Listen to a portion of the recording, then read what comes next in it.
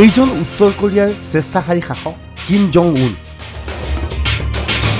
Kim Jong এতিয়া সমগ্ৰ বিশ্বৰ বাবে আতংক।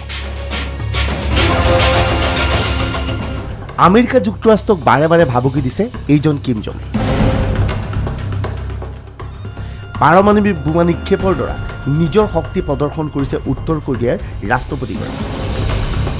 এইদৰে সামৰিক বাহিনীৰ ঘাটিত দেখা গৈছে উত্তৰ কোৰিয়াৰ উপ ৰাষ্ট্ৰপতি। এক ঐতিহাসিক ক্ষণ।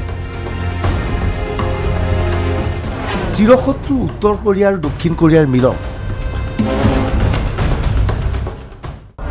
উত্তৰ কোৰিয়াৰ স্বেচ্ছাচাৰী শাসক কিম জং উনে প্ৰৱেশ কৰিলে দক্ষিণ কোৰিয়া।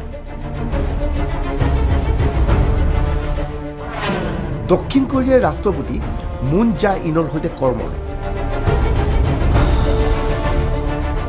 এইবাৰ এই দৃশ্য মন কৰক। এইদৰে নিৰাপত্তা বেষ্টনীৰ মাজত উত্তৰ কোৰিয়াৰ পৰা দক্ষিণ কোৰিয়ালৈ খোজকাঢ়ি ৰাওনা হৈছে স্বেচ্ছাচাৰী শাসক কিম জং উন। দীৰ্ঘ বিৰতিৰ অন্তত উত্তৰ কোৰিয়াৰ ৰাষ্ট্ৰপতিজনে চিৰশত্ৰু দক্ষিণ কোৰিয়াৰ ৰাষ্ট্ৰপতিৰ সৈতে শান্তি আলোচনাত মিলিত হোৱাৰ বাবে আগবাঢ়ি গৈছে। DMZ-ত দুই ৰাষ্ট্ৰপতিৰ সাক্ষাৎ। 65 বছৰৰ পিছত উত্তৰ কোৰিয়াৰ ৰাষ্ট্ৰপতিৰ দক্ষিণ কোৰিয়াত প্ৰৱেশ।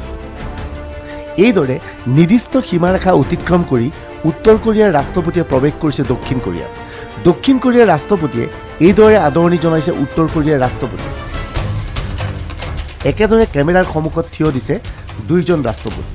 উত্তৰ কোৰিয়াৰ ৰাষ্ট্ৰপতি কিম জং উনে শান্তিৰ বাৰ্তা লৈ দক্ষিণ কোৰিয়াৰ সৈতে আলোচনাত মিলিত হ'বৰ বাবে শুকুৰবাৰে পুৱা এইদৰে আগবাঢ়ি আহিছে।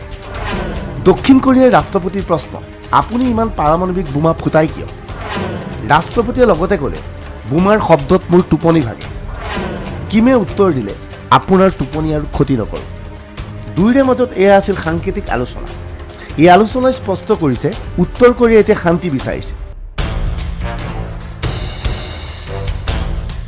দক্ষিণ কোৰিয়াৰ সৈতে একত্ৰিত ৰূপত কাম কৰিব বিচাৰিছে উত্তৰ কোৰিয়াই।